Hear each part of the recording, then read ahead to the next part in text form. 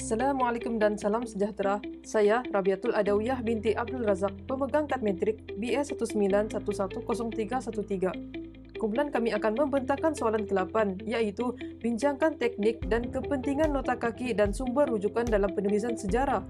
Saya akan memulakan pembentangan ini. Definisi sejarah. Perkataan sejarah berasal daripada bahasa Arab, iaitu syajarah. Syajarah yang bererti pohon membawa maksud salasila, riwayat, keturunan dan asal-usul. Selain itu, perkataan history dalam bahasa Inggeris diambil daripada historia yang merupakan bahasa Greek. Histori adalah kajian terhadap peristiwa-peristiwa lalu, khususnya yang melibatkan hal ehwal manusia. Seterusnya, konsep sejarah. Sejarah merupakan peristiwa yang telah berlaku atau pada masa lalu.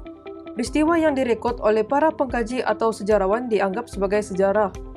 Menurut Maurice Baldeigbaum, pengkajian sejarah adalah berbeza dengan cerita, mitos ataupun kenangan, iaitu merupakan suatu penyelidikan yang bertujuan mencari kebenaran mengenai peristiwa-peristiwa yang telah berlaku. Sejarah terdiri daripada peristiwa-peristiwa yang benar. Leopold von Ranke berpendapat bahawa peristiwa-peristiwa sejarah harus ditulis dengan kebenaran yang bersifat objektif. Selanjutnya, takrif penulisan sejarah. Penulisan sejarah atau pensejarahan ini perlu berdasarkan kepada penyelidikan terhadap beberapa sumber yang digunakan untuk memaparkan kembali peristiwa masa lalu seperti sebenarnya berlaku. Penulisan sejarah juga merupakan sebuah penulisan yang melibatkan kajian ke atas sesuatu sumber sejarah, mempunyai kaedah dan etika yang tertentu. Tafsiran dilaksanakan oleh sejarawan terlebih dahulu agar fakta-fakta yang tidak bersesuaian akan dibuang. Hal ini adalah untuk memenuhi tujuan penulisan tersebut. Seterusnya, penggunaan nota kaki dan sumber rujukan dalam penulisan sejarah. Antara salah satu kaedah dalam penulisan sejarah ialah penggunaan nota kaki. Nota kaki adalah amat sesuai digunakan. Membaca kritis memerlukan rujukan dengan segera yang boleh ditemui di halaman yang sama.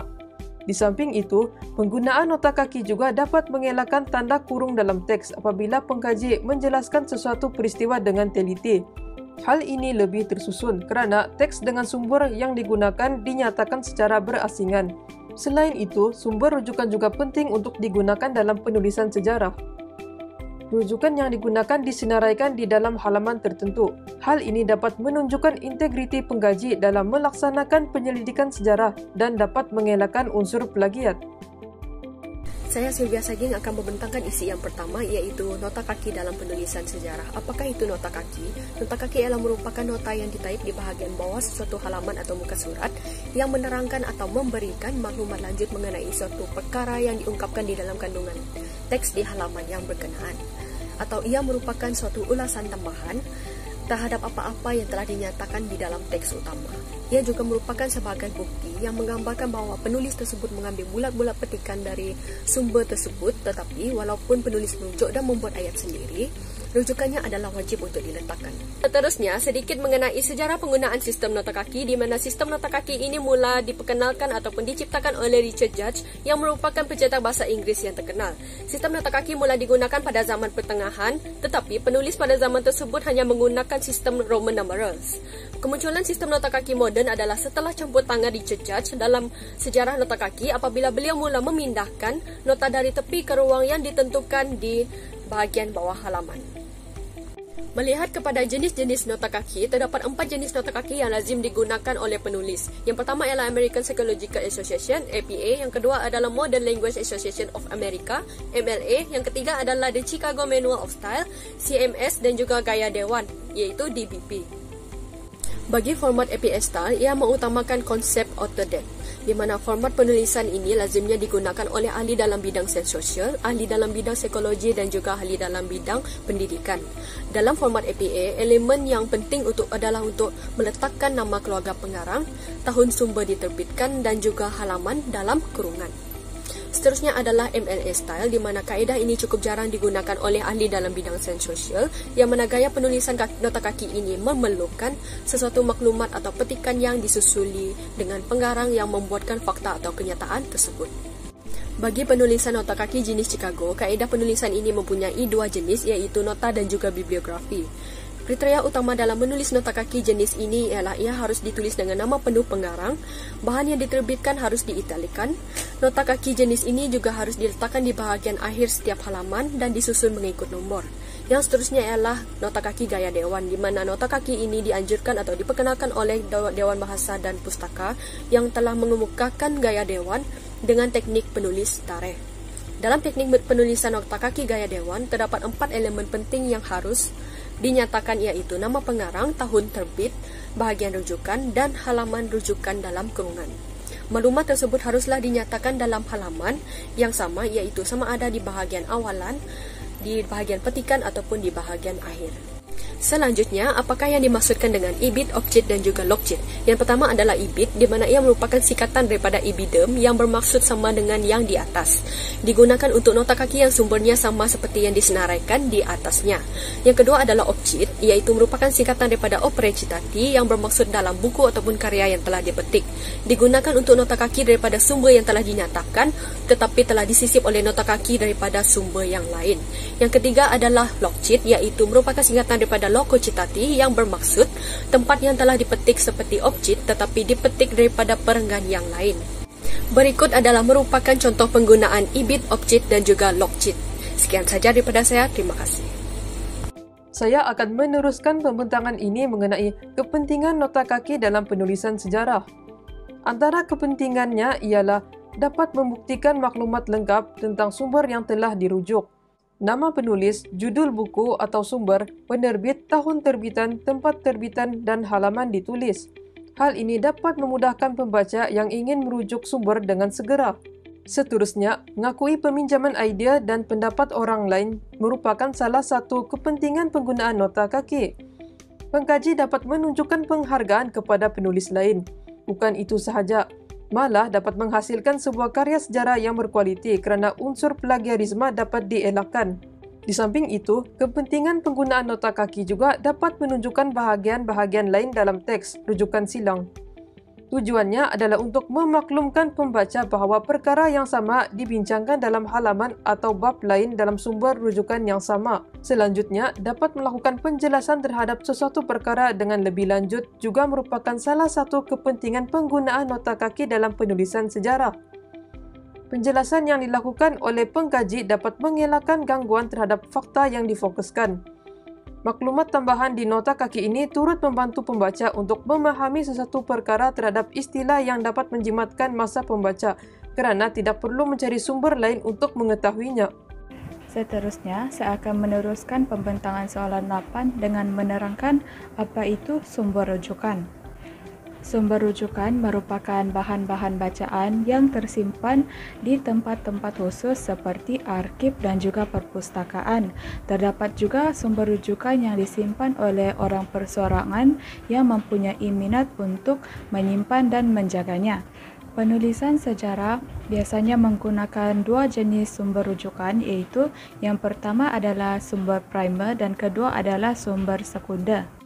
Sumber primer merupakan sumber rujukan yang telah ataupun belum diterbitkan oleh seseorang penulis.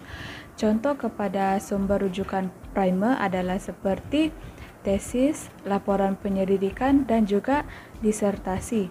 Manakala sumber sekunder pula merupakan hasil penyelidikan ataupun penulisan seseorang penulis berdasarkan sumber primer. Sebagai contoh, handbook ataupun buku panduan dan juga buku tahunan. Okey, selamat sejahtera kepada doktor. Pada hari ini saya akan membentangkan bahagian saya, iaitu teknik penulisan sumber rujukan. Sebelum itu, saya akan menerangkan tentang konsep dan peraturan dalam penulisan sumber rujukan terlebih dahulu. Biasanya, dalam aspek penulisan sumber rujukan, setiap maklumat yang kita ambil ataupun kita perolehi daripada sumber-sumber tertentu, maklumat tersebut tidak boleh disalin semula atau disalin secara terus di dalam penulisan ilmiah.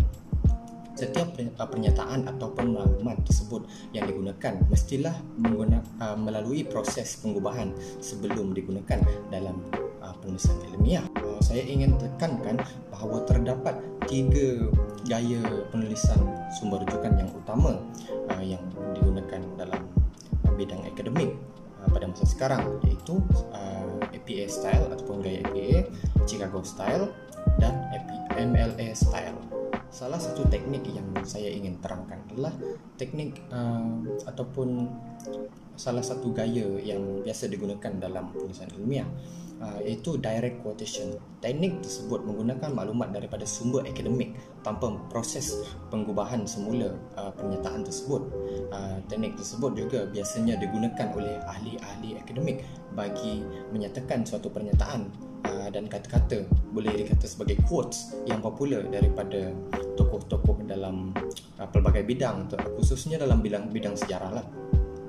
Okey, contoh direct quotation yang biasanya terdapat dalam penulisan ilmiah adalah dimulakan dengan double inverted comma dan diikuti dengan pernyataan yang dipilih tanpa perubahan semula, diakhiri juga dengan double inverted comma. Biasanya terdapat maklumat tentang penulis ataupun tokoh yang telah menyatakan kata-kata tersebut, diikuti dengan tahun di mana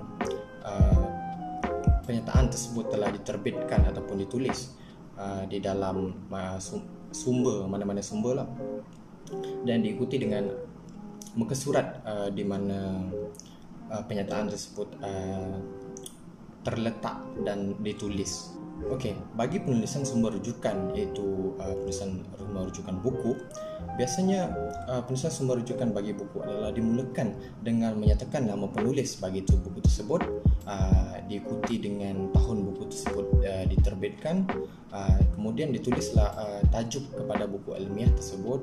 Seterusnya adalah lokasi atau tempat buku tersebut diterbitkan serta syarikat yang menerbitkan buku tersebut. Sebagai contoh, kita yang kita dapat lihat dalam slide tersebut, Abu Bakar Atan merupakan nama kepada penulis buku tersebut dan diikuti dengan tahun buku tersebut diterbitkan, dan tajuk bagi buku tersebut diterbitkan iaitu Penjajahan Portugis di Melaka.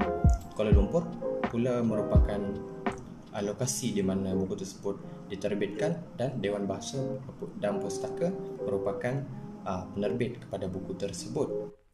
Okey, bagi penulisan sumber rujukan artikel ataupun jurnal pula, format penulisan sumber rujukan bagi artikel biasanya dimulakan dengan menyatakan nama penulis, tahun penerbitan, tajuk kepada artikel tersebut, dan diikuti dengan nama jurnal serta muka surat bagi maklumat yang telah digunakan, di mana muka surat di mana maklumat tersebut terletaklah. Sebagai contoh yang kita dapat lihat dalam slide, Ryan Nichols merupakan nama penulis, 2015 merupakan tahun bagi artikel ataupun jurnal tersebut diterbitkan, diikuti dengan tajuk artikel tersebut iaitu Early Confucianism is a system for social functional influence and probably does not represent normative ethical theory, dan diikuti dengan DAO, iaitu DAO nama bagi jurnal tersebut. Okey, diikuti dengan volume dan bab yang terletak dalam kurungan.